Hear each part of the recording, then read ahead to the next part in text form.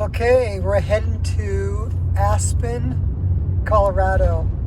Here's the problem when you're a weekender and you try to go to the hills on the weekends. The traffic is crazy. Everybody wants to go in, and there's mostly one road in and one road out. It's about 7:15 p.m. We thought we missed the traffic, but you have parts that slow down and then it speeds back up. But it's the price you pay being a weekend warrior.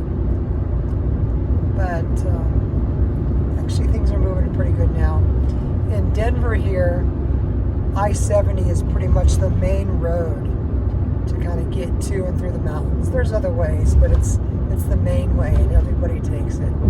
So right now it's actually going pretty good again, so we're in good shape. We're going to stay tonight near Leadville or Twin Lakes, and then tomorrow we'll actually head to Aspen, do some hiking, maybe some biking, get out the new one wheel and check out the town. Ah, here we go. Slowing down again. This is the pace probably for the next hour, unfortunately. Okay, last night we made it to Turquoise Lake. Turquoise Lake is just outside of Leadville, Colorado. And it's a beautiful color, turquoise. Maybe that's why they named it Turquoise Lake. But the view is awesome. See some 14ers in the back there. We just talked to someone who left at 2:30 a.m. to go climb those, a group of folks. But beautiful lake. We camped near here last night in the van on some national land. All right, we're just leaving Turquoise Lake on our way to Independence Pass and over to Aspen. Beautiful view with COVID-19. The campgrounds are super busy everywhere. And Karina was just playing the drums, air drums to Metallica. Give me fuel, give me fire. Let's see it. Woo, Karina! We got Perko in front of us there in our look-alike van. And we're on our way. Let's go check out Independence Pass. All right, we're getting ready to climb Independence Pass. And this is the pass that connects Twin Lakes over to Aspen, Colorado. This is a really, really pretty drive anyways, but it's beautiful in the fall with all the aspen leaves changing and all the fall colors. It's a real fun drive. So up we go, up and onward, and we're gonna just enjoy this pretty view. There's the road up there ahead, up on the mountain.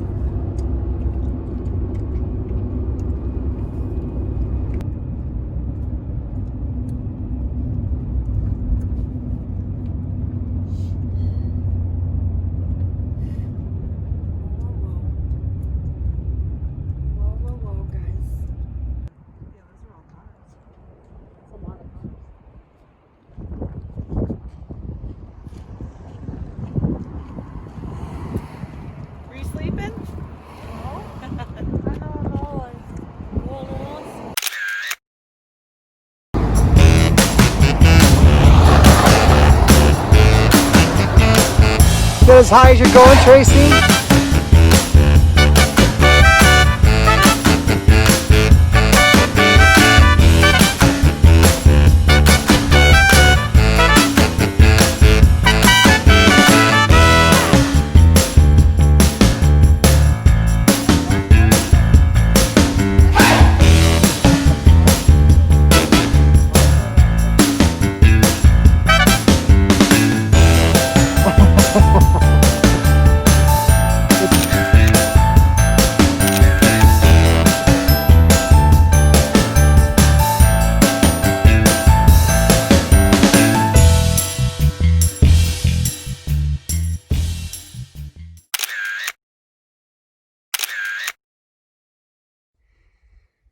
All right, this is a trail outside of Carbondale, Colorado.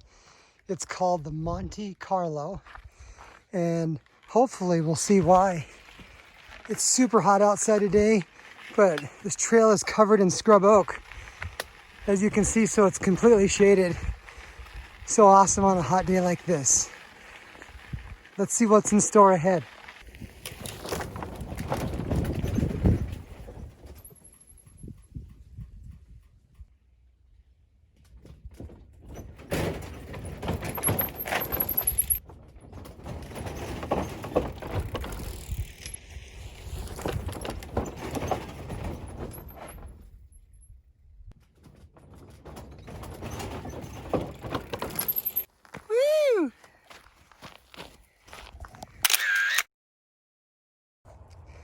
Well, you can see now why this is called the Monte Carlo Trail. That car was awesome to ride over. I had this on my board at home for a while to try, and when I knew I was coming to the area, I couldn't help but stop and try it. The trail system here is actually pretty nice. As you can see, again, it's pretty covered in scrub oak, so on a hot day, it's super nice and beautiful. There's some mountains off in the distance that look cool. So I definitely recommend, if you're in Carbondale, Colorado, to try this trail out. The downside about just this Monte Carlo loop, is that it's only 1.1 miles, and that's kind of a bummer, but there's a whole bunch of other trail systems that connect to this that look pretty nice. So I'm gonna go explore a few of those also. This trail is probably about 4 miles out of Carbondale in the town. And check out these views of these mountaintops over there.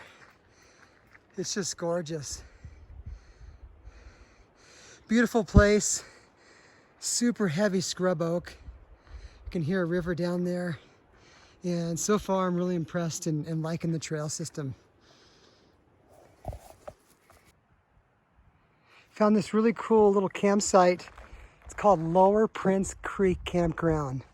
And with everybody, with COVID right now and all the campgrounds full, like there's hardly anyone here. And there's some cool spaces. Just show you the scenery around here.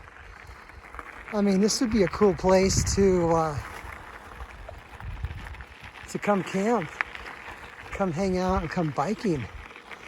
I mean, there's not tons of sites, but at the same time, there's not tons of people here either. And it's like a pretty sweet campground, especially for the van. Plus, there's epic riding all the way around here. So that's cool too.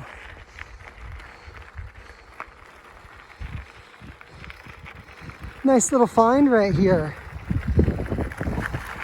There's some more spots. And this is beautiful. This is a great spot. I'll definitely come back here and ride.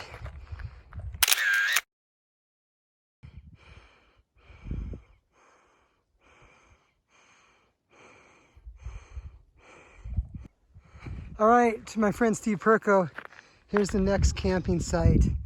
I found this little pull out off of the BLM road. Man, look at the views. There's downtown Carbondale, right there. This is the site. Got a little fire pit and it's for free. Man, this is awesome. I'm definitely coming back here. Right outside of Carbondale. This is badass.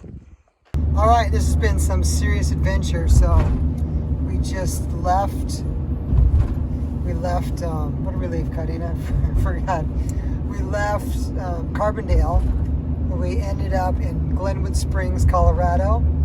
And now we couldn't resist. We had to get some ice cream and walk around there. And now we're in Glenwood Canyon, heading to Dotsero. And tonight we're going to meet our friend Perko and his girlfriend. They have a camping site, I think, on some U.S. forest land. But This is always a pretty canyon to go through also. Glenwood Canyon.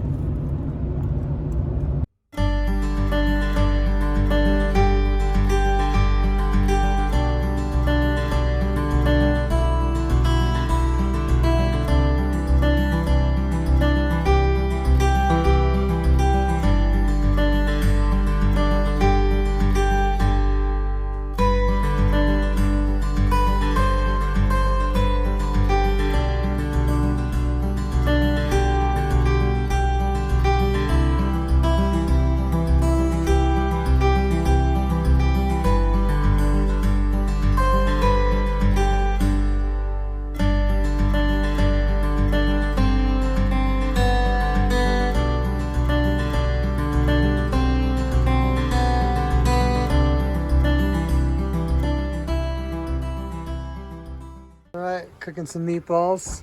Do you like how I narrate everything? As if we're doing a professional show. So we put the two vans together here. This is my van. This is Perko's van, and this is the space between them. And you just walk into one van to the other. This is the second bedroom over here. Voila. We could have a progressive dinner. We're gonna have a progressive dinner. Let me go back into the other wing over here. This is great. They feel so different when you walk in. The mood is so different. Look at one son.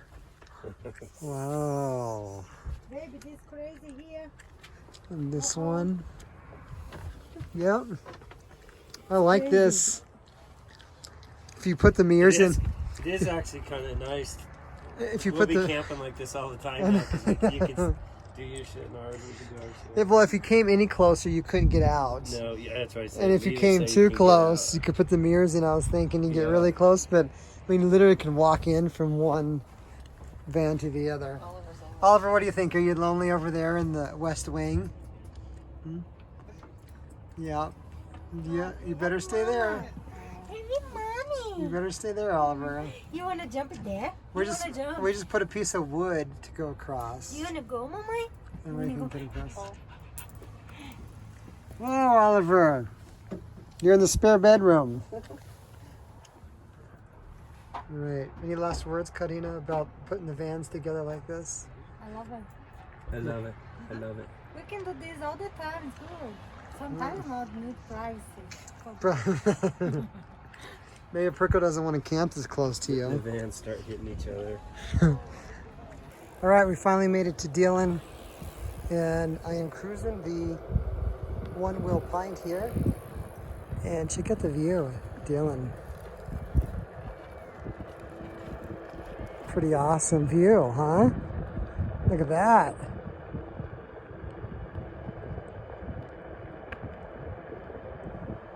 Dillon's probably about just a hair over an hour outside of Denver. And it's such a beautiful place. It's Summit County. And I've always just enjoyed this place. I did not take a video of where we stayed last night. It was in a little city outside of Dotsero, the same name as the band Dotsero. But it was more of a desert type of setting. It was pretty cool. It was really dusty and everything, but it was a real nice setting also, and we had a beautiful view, and some great photos came from that. So this is the end of our trip. This is the last stop. To summarize, we first left Denver, went to Turquoise Lake outside of Leadville, went over the pass, which brought us down into Aspen. After Aspen, kind of left, went to Carbondale, did a little bit of mountain biking in Carbondale, stopped in Glenwood, had a bite to eat, had an ice cream, stayed last night in Dotsero, and today in Dillon at Dillon Lake on the one wheel. This is my fourth day on the one wheel, third or fourth day, and I'm starting to get the hang of it. I could even carve a little bit, as you can see here. and I was just showing the girls, my girls, how to ride it. This one wheel is actually super fun. I actually took it when we were at Turquoise Lake, the campground. Look at that van. Van life. Nice van. Guess I better pay attention. I almost took a digger there. I took it at the Turquoise Lake and drove around. It was pretty sweet. So I recommend the one wheel for sure. I'm gonna head over to the dam and take a look at what's going on over there, and then head back to the family and probably get back on the road, head back to Denver. But a nice round trip, lots of miles, but super fun. Like I said, look at those views of that lake. Everywhere around you have epic views. It's just beautiful. Okay. So you guys are from New Mexico? Or Arizona. you're from Arizona, Yeah. but you left from New Mexico, and where did you go so far? Up New Mexico, through Mez Mountains, saw the national forests, and then up through Colorado. Recently went through Leadville and Salida. Nice. We're continuing on.